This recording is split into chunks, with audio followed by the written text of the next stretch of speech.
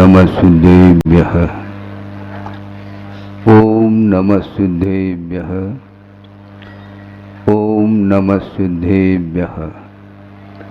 मंगलम भगवान वीरो मंगलम गौतमो गणे मंगलम कुंद कुंदाद्यो जैन धर्मोस्तु मंगलम सर्वमंगल मांगल्यम सर्वकल्याणकारकम प्रधानम सर्वधर्माणां जैनम जयतु शासनम। अहिंसा परमो धर्म की महावीर भगवान की प्रातः स्मरणी परम पूजाचार्य गुरुवर श्री विद्यासागर जी मुनि महाराज की जय। कि जितने भी धर्म हैं वे सारे के सारे स्वरूप को लिए हुए हैं, स्वभावनिष्ठ है, जिसकी आराधना हम और आप करने के लिए बैठे हुए हैं। वैसे श्रमण प्रतिदिन प्रतिपल धर्म की आराधना करता है, उसके लिए समय की कोई पाबंदी नहीं। हर क्षण धर्म की ओर दृष्टि, स्वभाव की ओर दृष्टि जाती है और जाना चाहिए।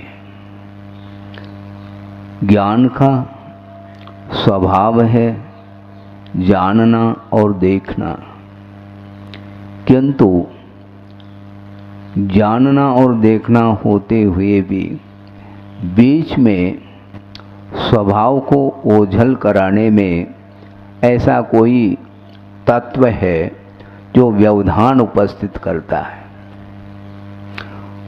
हम जानना चाहते हैं स्वरूप को, स्वरूप का पहचान नहीं हो पाता।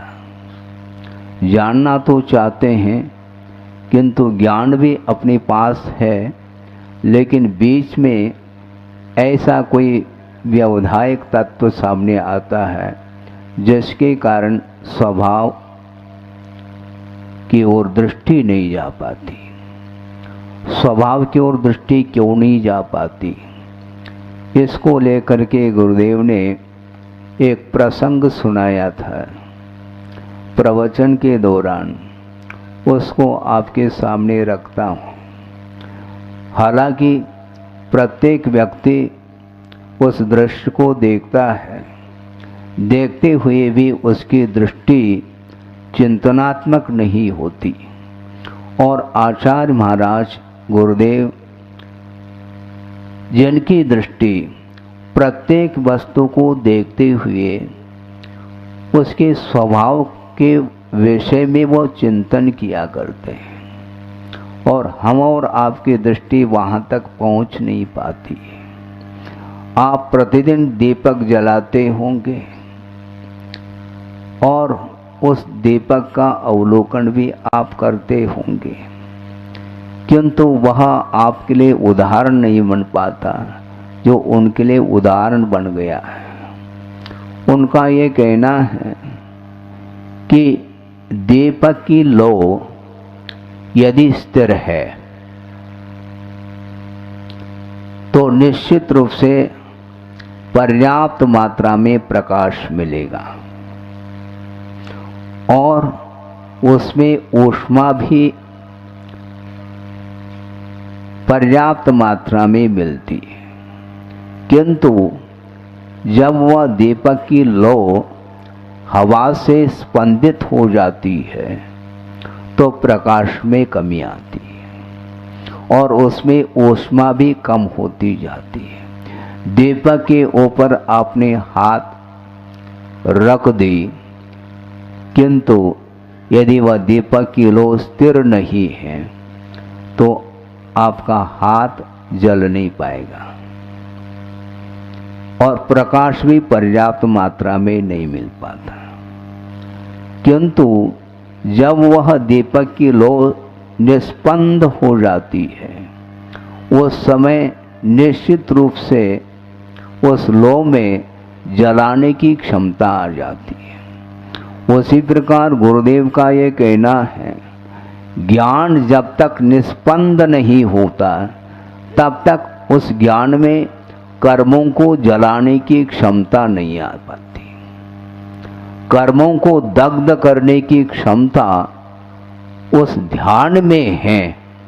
आप ध्यान से सुनेंगे, किंतु वह एकाग्रता का नाम ध्यान कहा है।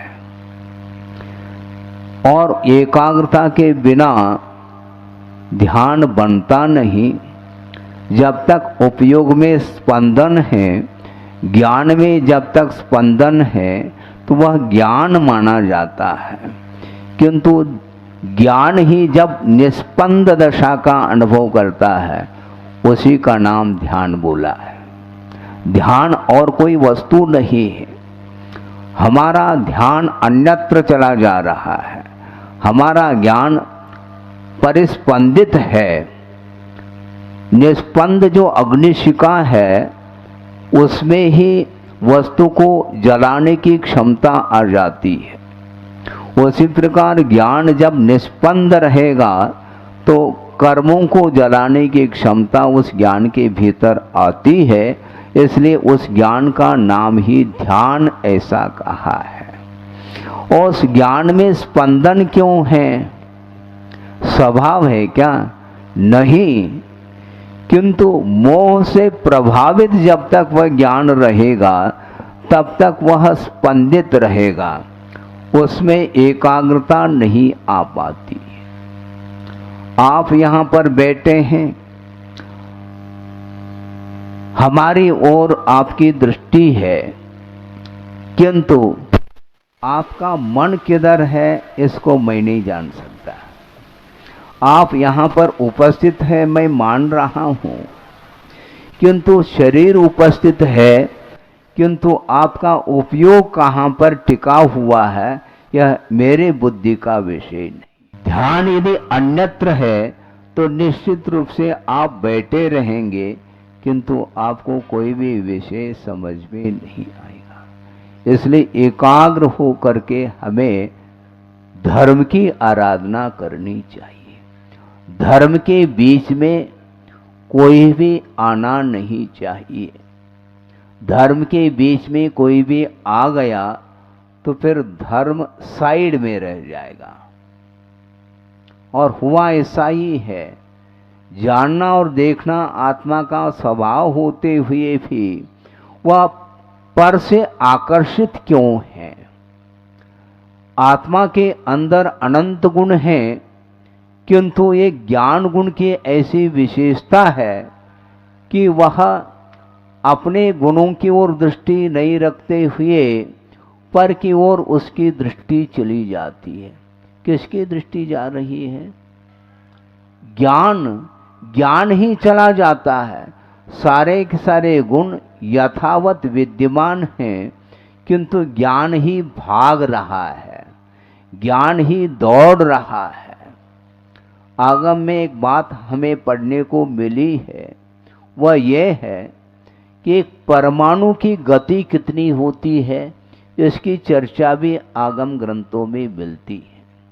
एक अविभागी पुद्गल परमाणु है जिसका विभाग नहीं किया जा सकता और वह किसी भी इंद्रिय का विषय नहीं बन सकता।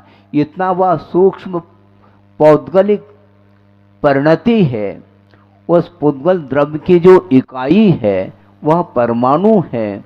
और उसकी गति के बारे में भी आगम में उल्लेख है कि वह यदि तीव्र गति से परमाणु की गति यदि होगी तो वह एक समय में 14 राजू वह पार कर जाता है।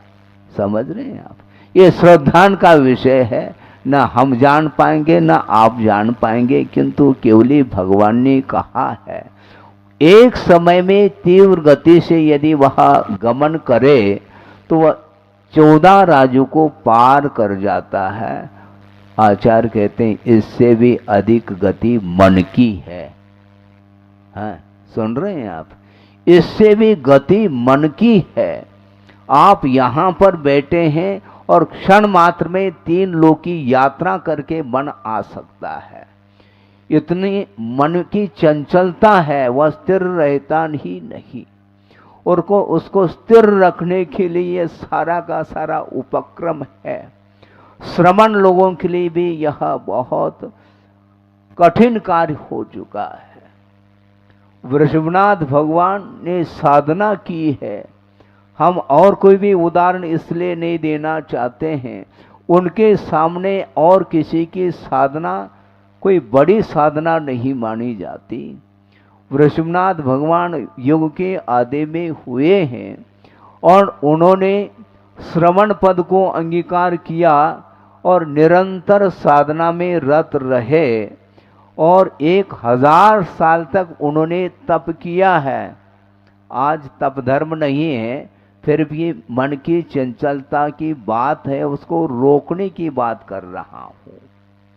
1000 साल तक तप करने के उपरांत भी उनका मन एकाग्र नहीं हो पा रहा है और जब तक उपयोग में एकाग्रता नहीं आती तब तक केवल ज्ञान संभव नहीं है, ऐसा उन्होंने ही कहा है। मन को एकाग्र करना अथवा उपयोग को बिल्कुल स्थिर करना खेल नहीं है। जब तक हमारा उपयोग पर वस्तुओं से आकर्षित है तब तक वह एकाग्रता का अनुभव नहीं कर सकता। यह सिद्धांत है, इसको आप नकार नहीं पाओगे, इसका निषेध नहीं किया जा सकता। उपयोग एकाग्र कब होगा महाराज? एकाग्र तब होगा जब वह उपयोग अपने आत्मा में लीन हो जाए। हम पर पदार्थ में अपना उपयोग लीन रहता है हर पल। हाँ। स्थिति ऐसी बन रही है, जो व्यक्ति जैसा नहीं है उस प्रकार पेश करना चाहता है सामने, दूसरे के सामने। इसको बोलते हैं प्रदर्शन। मुझे कोई देख पा रहा है क्या? नहीं। मुझे कोई देख पा रहा है क्या? नहीं। इस प्रकार उसके अंदर विकल्प है। तो आचार्य कहते हैं दूसरा देखे आपको अथवा न देखे, तुम तो अपने आप को देख नहीं पाओगे। ध्यान रखो, अपने आप को देखने के लिए विश्व को बिल्कुल शून्य करना पड़ता है। उसके बिना अपने आत्मा में उपयोग आ ही नहीं सकता। निरंतर बाहर ही उसकी दृष्टि बनी हुई है और बहिर्दृष्टि जब तक रहेगी तब तक वह आत्म तत्व का अवलोकन संभव नहीं है। इस प्रकार कुंद कुंद के वाक्य हैं। मैं अपने तरफ से कोई भी इसमें बगार नहीं लगा रहा हूं, ये ध्यान रखें। बगार बोलते हैं, हाँ। बगार लगाने से वो भोजन बिगड़ जाता है। ज्यादा नहीं लगाना चाहिए, अनुपात से लगाओ तो फिर भी ठीक है। तो मैं अपने तरफ से कोई छोंक नहीं लगा रहा हूं। कुंद कुंद स्वामी अध्यात्म ग्रंथ के रचयिता है, उन्होंने उसमें लिखा है और वो किसको फोकस कर रहे हैं? आप लोगों के लिए नहीं, श्रमण लोगों के लिए फोकस कर रहे हैं। वो क्या कहना चाहते हैं? वो परमाणु मित्त यम्प्य हो रागादीनम तो विज्जदे जस नविसो जानदे अप्पा नयम तो सवाग मदरो भी सर्वागम धर अपि आत्मानम न जानाति। समस्त आगम का आलोडन कर लिया है, द्वादशांग के पाठी भी बने हैं, मान लो वो श्रमण, तब भी आत्मा का अवलोकन वो नहीं कर पाएंगे। क्यों? परमाणु मात्र भी यदि राग विद्यमान है पर वस्तु के प्रति, आप सुन रहे हैं, परमाणु मात्र भी यदि पर वस्तु के प्रति राग विद्यमान है तो वो श्रुत केवली भी क्यों न हो, उन्हें आत्मा का संवेदन संभव नहीं है। और हम जैसा नहीं है वैसा हम सामने वाले के सामने पेश करना चाहते हैं। इस प्रकार क्यों करते हो? मध्याह्न में तत्वा सूत्र का अर्थ किया जा रहा था, उसमें औदैक भाव का वर्णन आया था और उसमें उन 21 भावों में एक असिद्धत्व भाव है? वो असिद्धत्व भाव का अर्थ सिद्धत्व का संवेदन नहीं कराता। शुद्ध परमेष्ठि को सिद्धत्व का जो संवेदन होता है वह असिद्धत्व भाव के अभाव में होता है, बिफोर नहीं। 14वें गुणस्थान के अंत समय तक जब सिद्धत्व का संवेदन नहीं कर सकते, इसका अर्थ है जो जैसा है वैसा रहना चाहिए। जो जैसा नहीं है उस प्रकार प्रदर्शन में जो लगा हुआ व्यक्ति है वह कभी भी सिद्धत्व का अनुभव नहीं कर सकता। 14वें गुणस्थान वर्ती श्रवण के लिए भी वह सिद्धत्व का संवेदन नहीं हो रहा है। क्यों? क्योंकि कर्माधीन परिणमन चल रहा है द्रव्य का। जब तक कर्म समाप्त नहीं होगे, कृष्ण कर्म विप्र मोक्षो मोक्ष, ये सूत्र आने वाला है 10वें अध्याय में। संपूर्ण कर्मों का जब क्षय नहीं होगा तब तक सिद्धत्व की उपलब्धि नहीं होगी। और जिस क्षण सिद्धत्व की उपलब्धि हुई उस समय आपके बीच से भगवान उठ जाएंगे, रहेंगे नहीं वो, क्योंकि स्वभाव की उपलब्धि हो गई। और स्वभाव जो होता है वह ऊर्ध्वगमन स्वभाव वाला होता है, वह जीव। इसलिए हम और आपके बीच में ये क्षण के लिए भी वह रहेंगे नहीं। जब तक वैभाविक परिणति है, वैभाविक परिणति जब तक रहेगी तब तक वह यही हालत होगी। इसलिए ज्ञान को निष्पन्द बनाने के लिए कहा जा रहा है। ये हवा लगती है जब तक दीपक के लिए, तब तक उसमें स्पंदन बना रहेगा।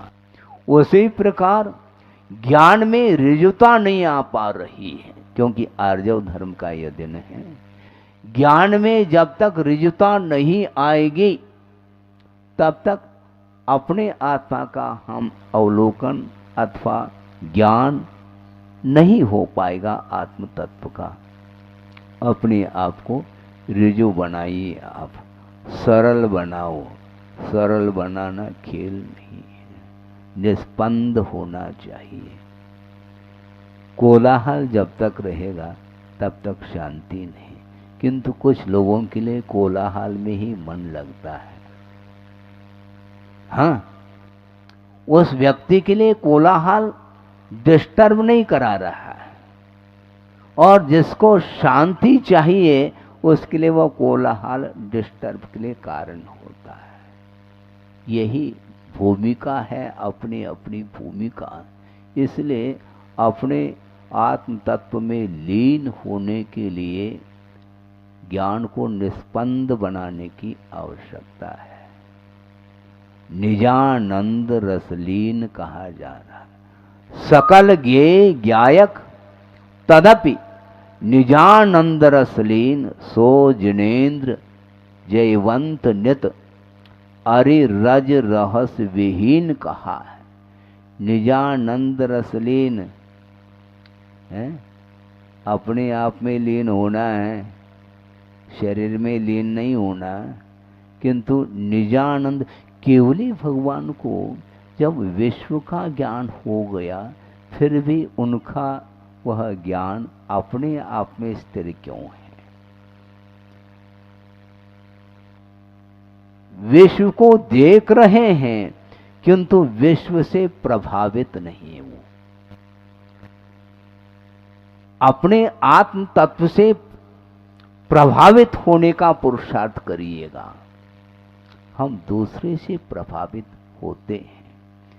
मैं जो बोल रहा हूं, मैं जो प्रवचन कर रहा हूं, दूसरा प्रभावित हो रहा है क्या? नहीं। यदि नहीं हो रहा है तो जब तक प्रभावित नहीं होगा तब तक हम अपने प्रवचन को सुधारते रहेंगे। किसी भी प्रकार से वह मुझसे प्रभावित होना चाहिए। अरे धर्म से प्रभावित हो जाए ये रखो ना, लक्ष्य ये होना चाहिए प्रत्येक व्यक्ति धर्म से प्रभावित हो, मुझसे क्यों? ये आ गया ना, पुनः मेरापन आ गया।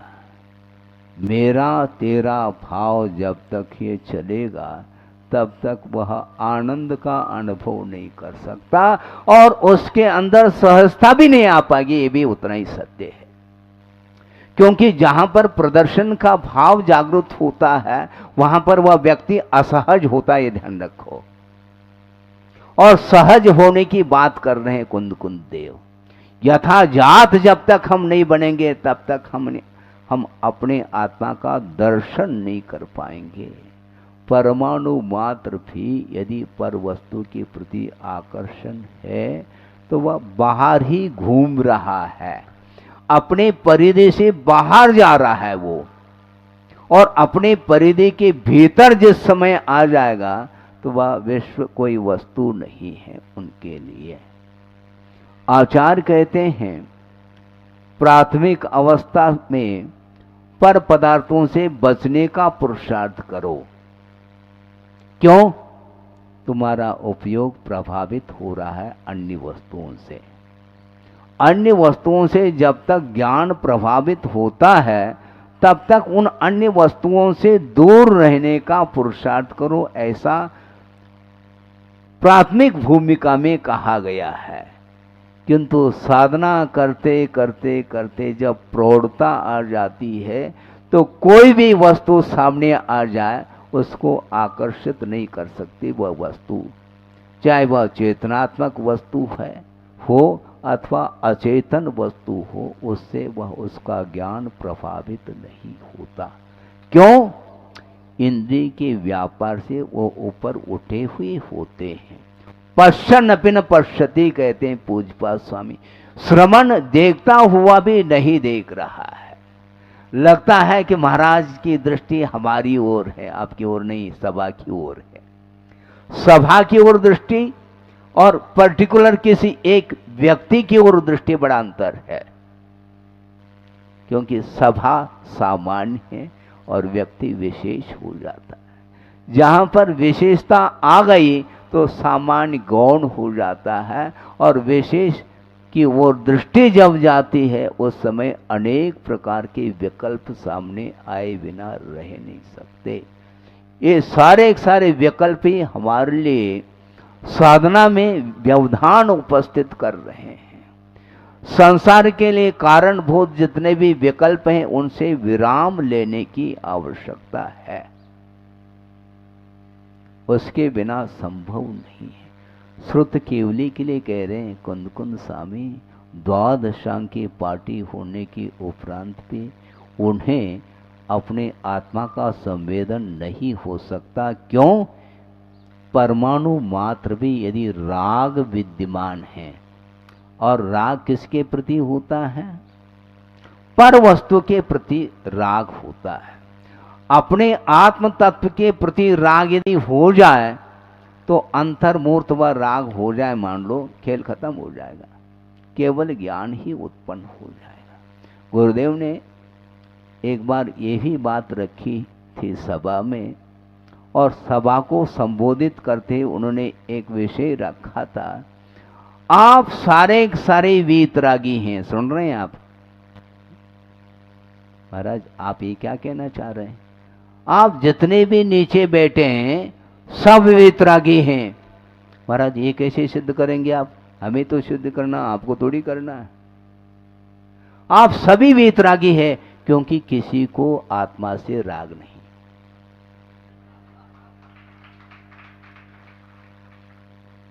और हमसे बड़ा कोई रागी नहीं, क्योंकि आत्मा को छोड़ करके अन्य पदार्थ के प्रति हमारा राग किंचित मात्र भी नहीं है, इसीलिए हम रागी सिद्ध हो गए। आत्मा के प्रति राग करो, राग करने की यदि आदत ही है तो आत्मा के प्रति राग करो, अथवा पंच परमेष्टि के प्रति अनुराग रखो, धर्म के प्रति अनुराग रखो, जिसके माध्यम से कल्याण होने वाला है। केवली पन्नतम धम्मम शरणम पवज्यामि।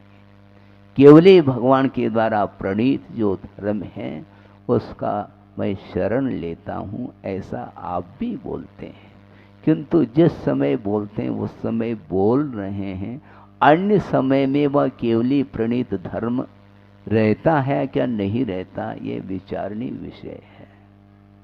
जब एक परमाणु मात्र भी राग नहीं रहा, राग उपस्थित है, तो वो आत्मा का संवेदन नहीं कर सकता। तो सामान्य व्यक्ति आत्मा का संवेदन कर कैसा सकता है।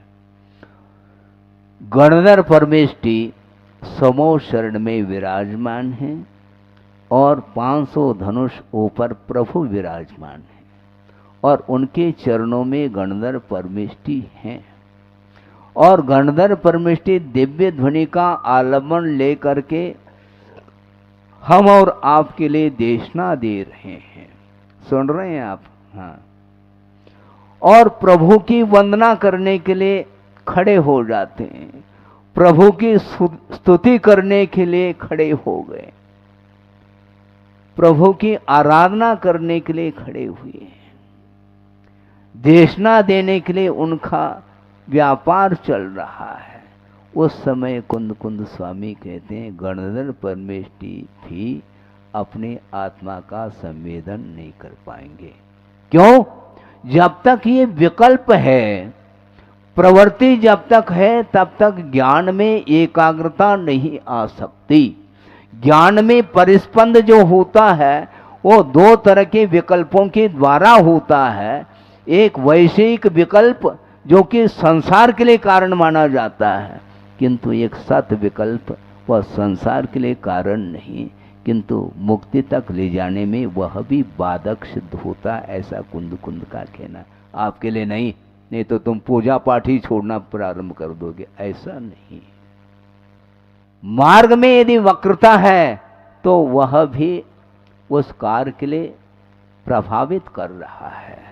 तो चेतन में यदि वक्रता रह जाए तो फिर क्या कहें, विकास होगा क्या उसका?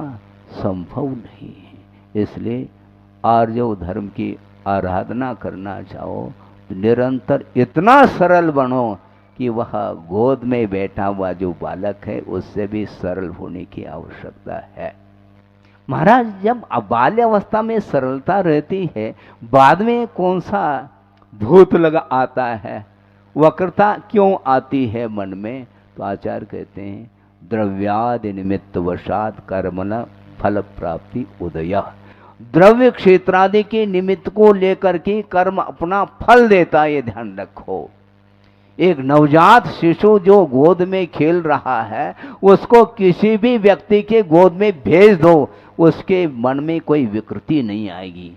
किंतु कालांतर में गोद में भेजने की आवश्यकता नहीं, स्मरण के माध्यम से भी मन में विकृति आती है। ये क्यों आती है? विकास हुआ है किसका? शरीर का। शरीर का विकास हो जाए। बाल्य अवस्था में भय की उदीर्णा हो सकती है, शोक की उदीर्णा हो सकती है, किंतु वेद की उदीर्णा संभव नहीं। वेद के माध्यम से वासना जागृत होती है और वह वासना कभी भी बाल्य अवस्था में संभव नहीं है। वह जैसे जैसे शरीर में जो विकास होता चला जाता है तो वह परिसर का प्रभाव पड़ना प्रारंभ होता है। इसलिए प्रभाव, अन्य वस्तुओं का प्रभाव जब तक उपयोग के ऊपर पड़ता है तब तक वह सहज नहीं हो पाता, अंदर उसके अंदर कुटिलाई बनी रहती। और ये वक्रता जो आती है मन में या उपयोग में, उसमें भी कारण लोभ ही है। हाँ, ये लोभ इसलिए जो है ना सबसे बड़ा पाप माना गया लोभ को, क्योंकि लोभ के बिना वक्रता संभव नहीं। एक व्यापारी है और वह व्यापार कर रहा है, किंतु वह व्यापार सरलता के साथ कर नहीं पाएगा। जिस भाव से माल खरीदा है, क्या उसी भाव से बेचेगा? संभव नहीं। प्रॉफिट चाहिए। और ये प्रॉफिट क्या है? प्रॉफिट क्या है? लाभ चाहता है। और लाभ यदि मान लो नहीं हो पाता है तो निश्चित रूप से उसमें मिलावट करना प्रारंभ कर देता है। ये मिलावट क्या, इसमें भी असलियत नहीं, इसमें असलियत नहीं, रियलिटी नहीं है। दिखा रहा है रियल है ऐसा, किंतु वह ना रियल होता है ना। आचार्य महाराज कहते उसको श्रीफल बोला करो। नारियल का अर्थ क्या? ना रियल, वह रियल है नहीं है, वह रियल नहीं, वह आर्टिफिशियल है। उसी प्रकार जो है ना, मन में सरलता नहीं है, सरलता लाने का प्रयास कर रहा है। प्रयास करने में कृत्रिमता, ये ध्यान रखो, सहजता है नहीं, यथाजात नहीं है वो। क्योंकि बालक हर पोजीशन में एक ही, वो ड्रामा नहीं कर सकता कभी। और आप लोग ड्रामा करते हैं, और ड्रामा में दिखाया जाता है, जो नहीं है उसको प्रदर्शित किया जाता है, इसी का नाम ड्रामा। कभी वह बालक बनता है, कभी वृद्ध बनता है, कभी युवा बनता है। ये सब पार्ट जो है ना बनाते चले जाते हैं।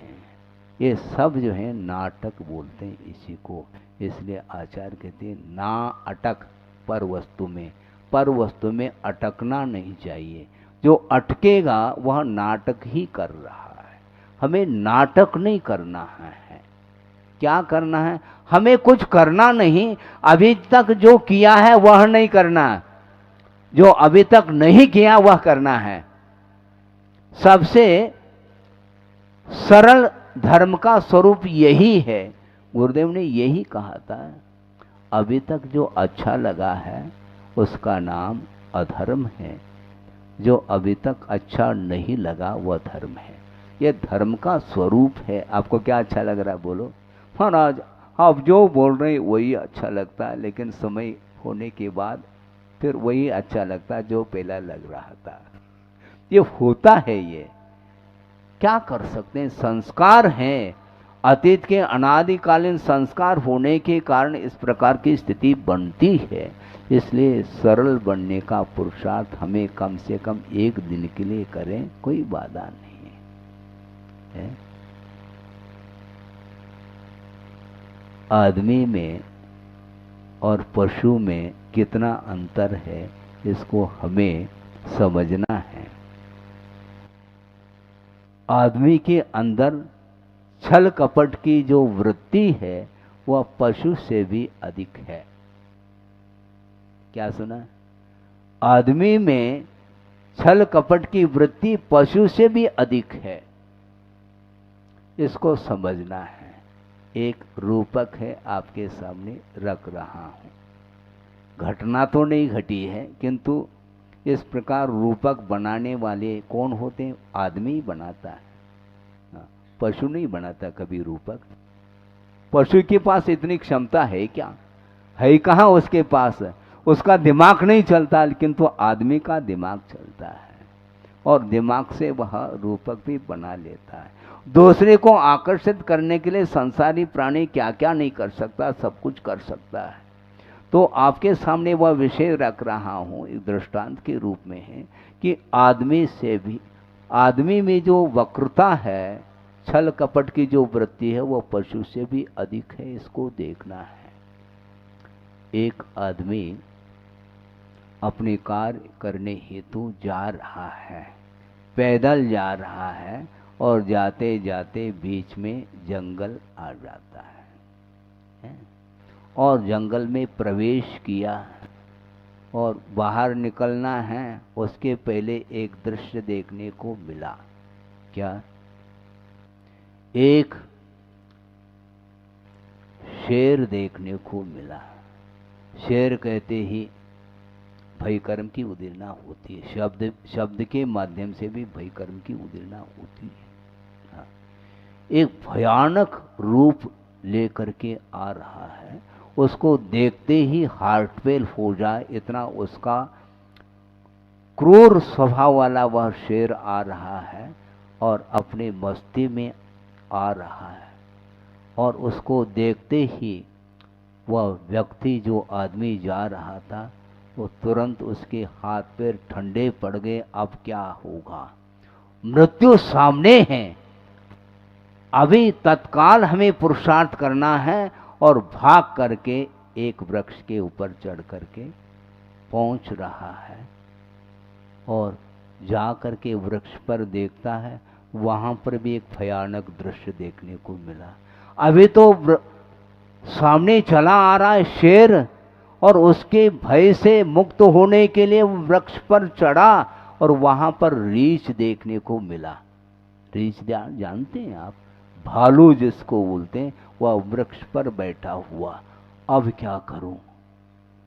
नीचे देखूं तो शेर खड़ा है, ऊपर देखूं तो रीछ बैठा हुआ है।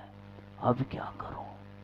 लेकिन एक क्षण में उस आदमी को ऐसा लगा कि रीछ भी विपत्ति में है, वो भी मुसीबत में है, वो भी डरा हुआ है।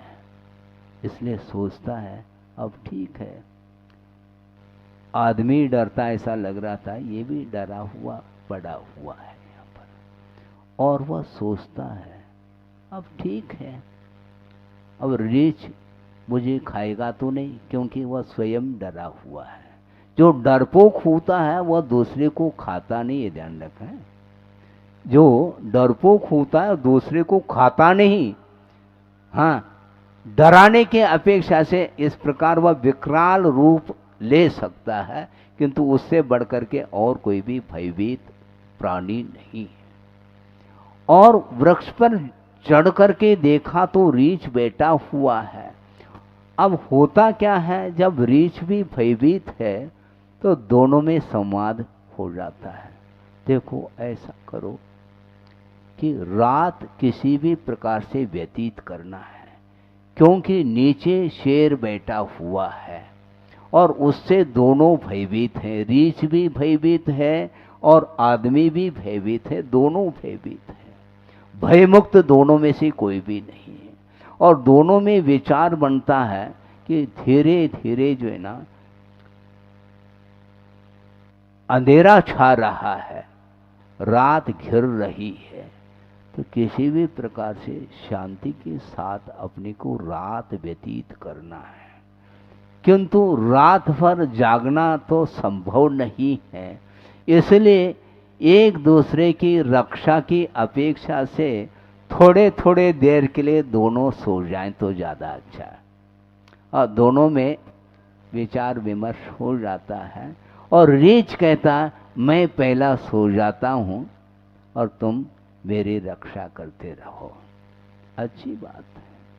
और वह रीछ सोया हुआ है और आदमी जाग रहा है, और इतने में नीचे जो बैठा बैठा शेर है वो सोच रहा है ये कब तक बैठे रहेंगे दोनों, कोई न कोई एक व्यक्ति नीचे आएगा और पर्याप्त है मेरे लिए, उतना नाश्ता के रूप में पर्याप्त है, मैं खा लूंगा और चला जाऊंगा, ये सोच रहा है।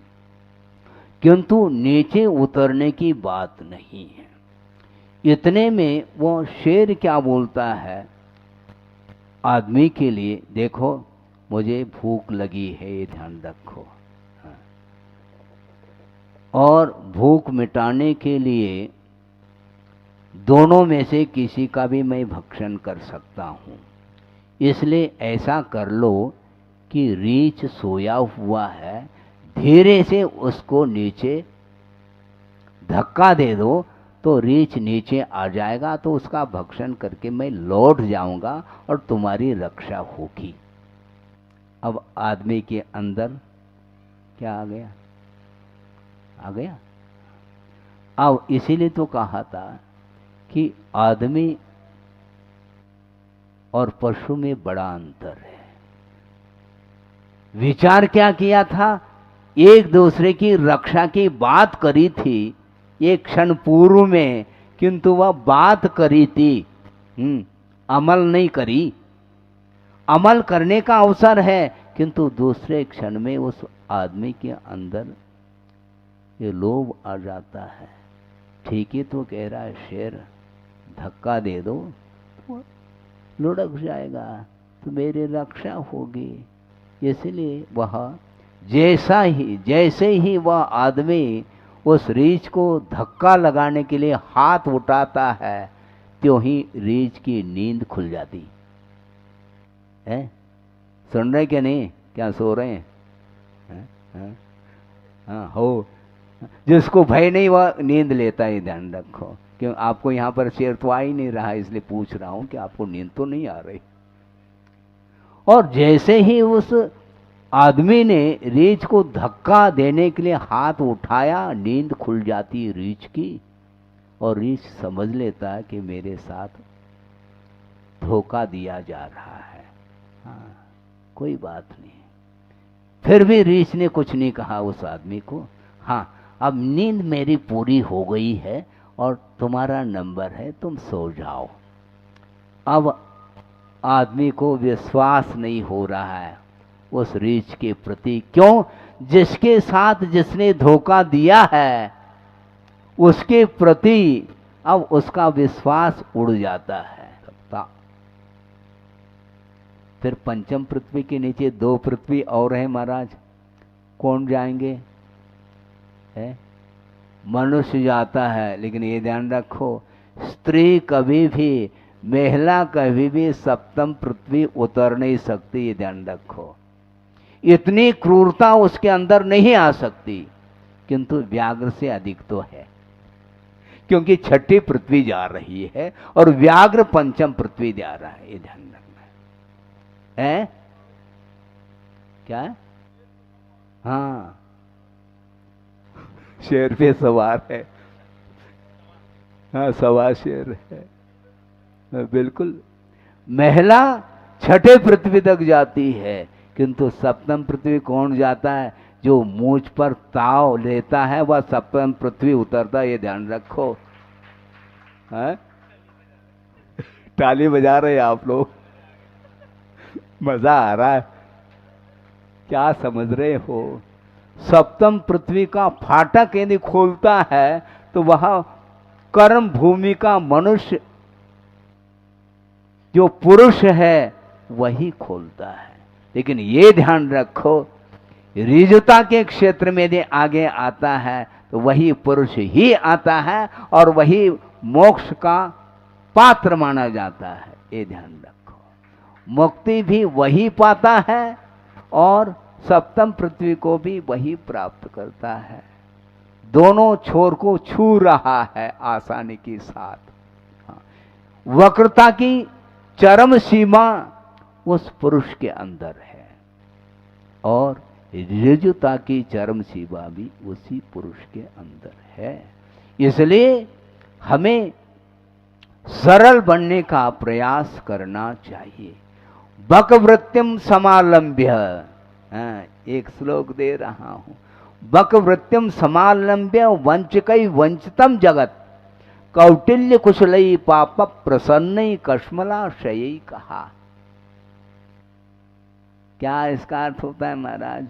सोचो, बकवृत्तिम समालंब्य, एक बगुला होता है।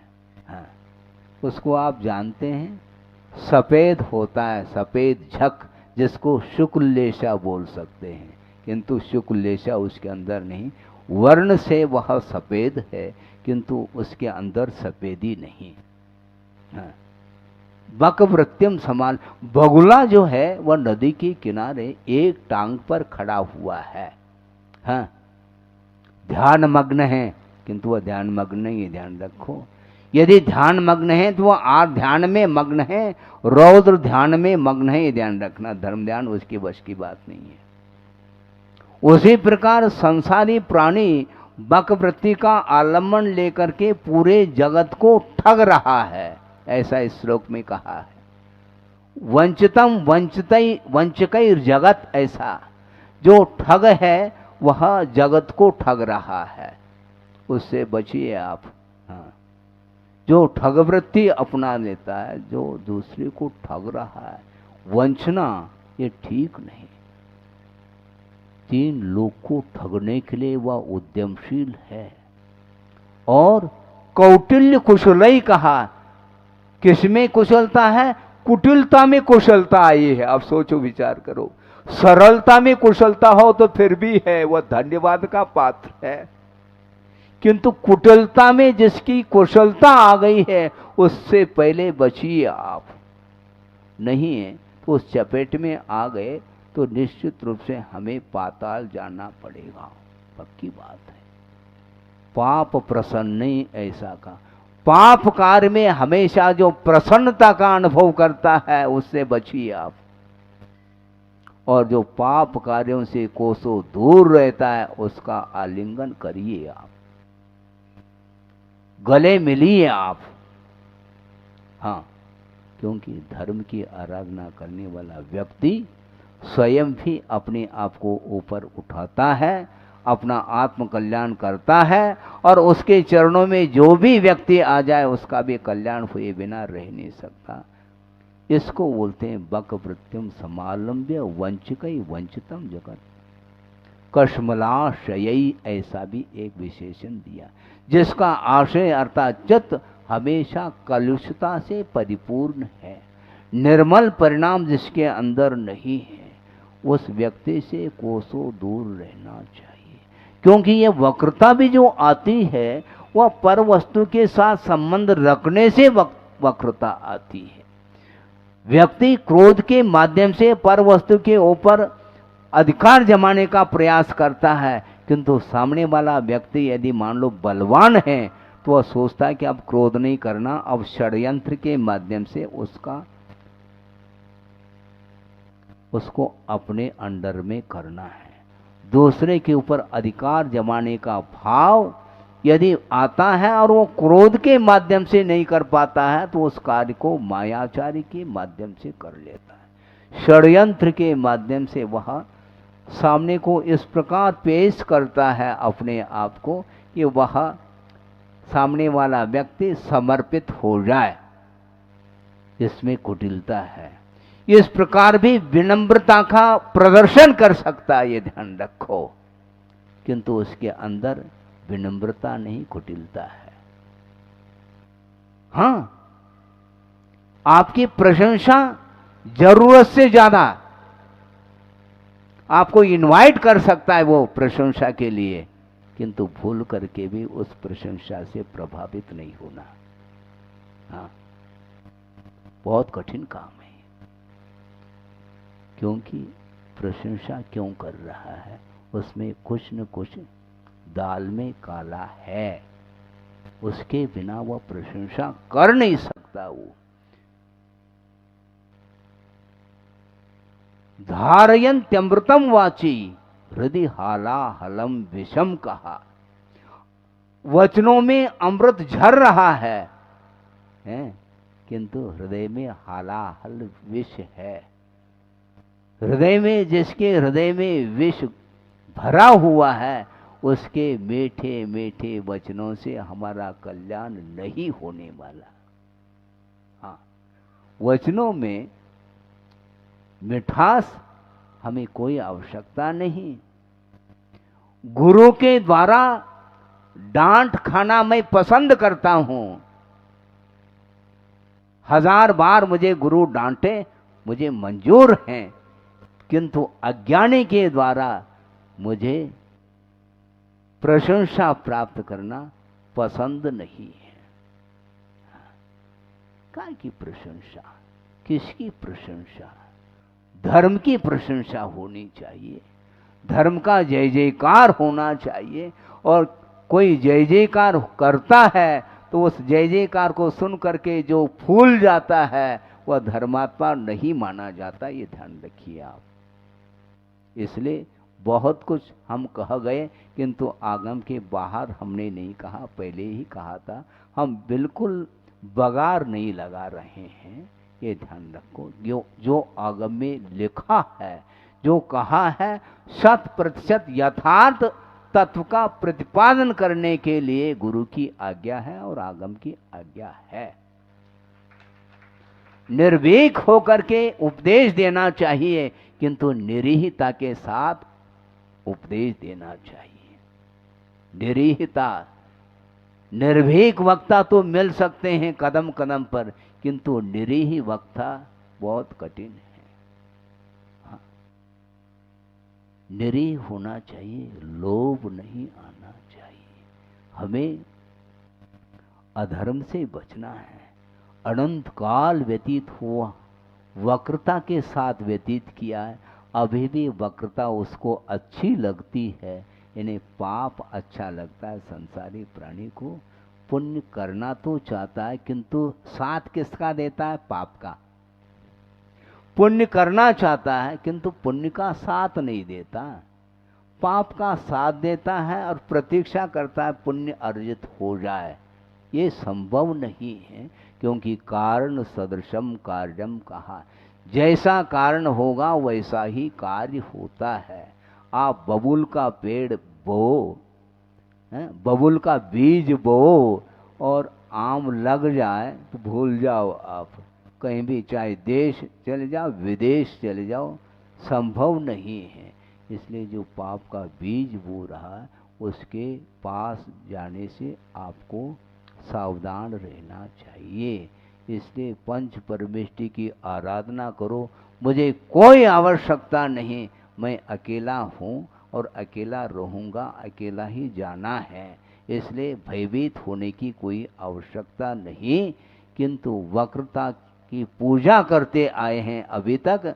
उस वक्रता की पूजा को छोड़ करके ऋजुता की पूजा करो, जिसके माध्यम से सरलता आती है और उसके माध्यम से ही वस्तु तत्व का लाभ हो जाता है। स्वरूप तक पहुंचने के लिए उसकी आराधना करते करते अतीत में जितने भी सिद्ध हुए हैं उन्होंने वक्रता की पूजा नहीं की, अपने जीवन को पवित्र बनाने का पुरुषार्थ किया। उसके फलस्वरूप अनंत काल के लिए स्वतंत्रता के साथ, अनंत सुख के साथ जीवन उनका चलेगा।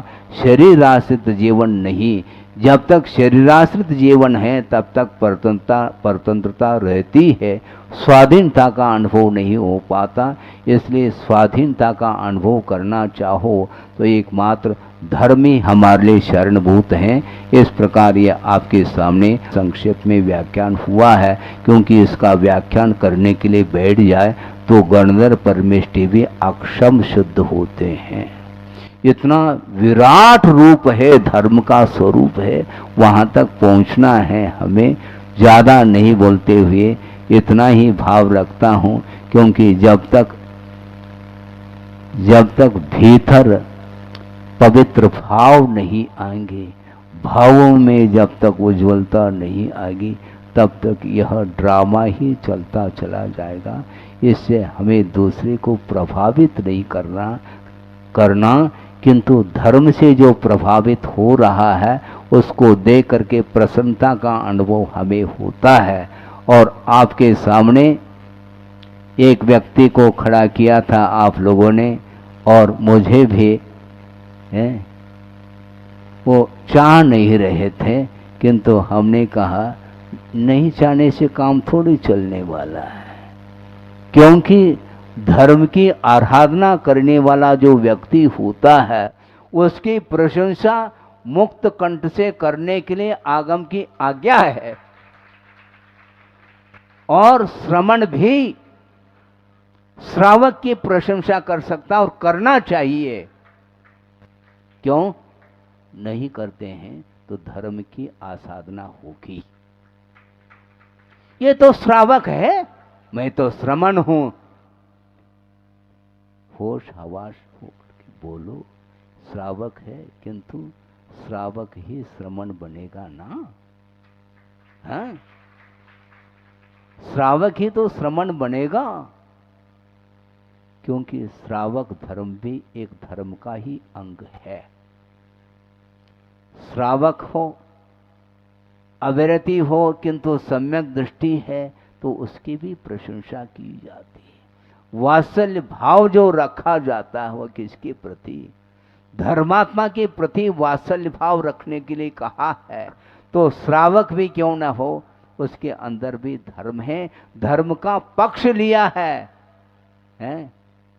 पाक्षिक श्रावक किसको बोलते हैं? जो धर्म का पक्ष लेता है, अधर्म का जो पक्ष लेता है उसकी प्रशंसा नहीं की जा रही, किंतु धर्म की आराधना करने के लिए, ऋजुता प्राप्त करने के लिए जो कटिबद्ध है, भले वह श्रावक क्यों न हो, किंतु वह आज नहीं कल श्रमण बनेगा और महाव्रती हो करके आर्जव धर्म की पूरी तरह से आराधना करेगा। अपनी भूमिका के अनुरूप आराधना करने वाले बैठे हैं। श्रावक भी पंच परमेष्ठी की आराधना करता है और श्रमण भी पंच परमेष्ठी की आराधना करता, दोनों आराधक माने जाते हैं। कब तक आराधना? जब तक आराध्य नहीं बनेंगे तब तक आराधना करेंगे। हाँ, अरहंत परमेष्ठी भी सिद्धत्व का अनुभव नहीं कर रहे हैं, ध्यान रखो। क्यों? उनका परिणमन भी अभी भी वैभाविक परिणमन है, उनका जीवन भी अभी भी शरीराश्रित है। उनको सकल परमात्मा बोलते हैं। कल का अर्थ शरीर होता है और उनका शरीर अभी भी विद्यमान है और 4 घातिया कर्मों का क्षय किया है, किंतु पूरी तरह से उन्हें स्वतंत्रता अभी भी प्राप्त नहीं है। गुरुदेव ने ये कहा था उदाहरण के साथ कि घृत, घी जानते हैं आप? घृत और नवनीत, इसमें जितना अंतर है उतना ही अरहंत परमेष्ठी और सिद्ध परमेष्ठी में अंतर है। नवनीत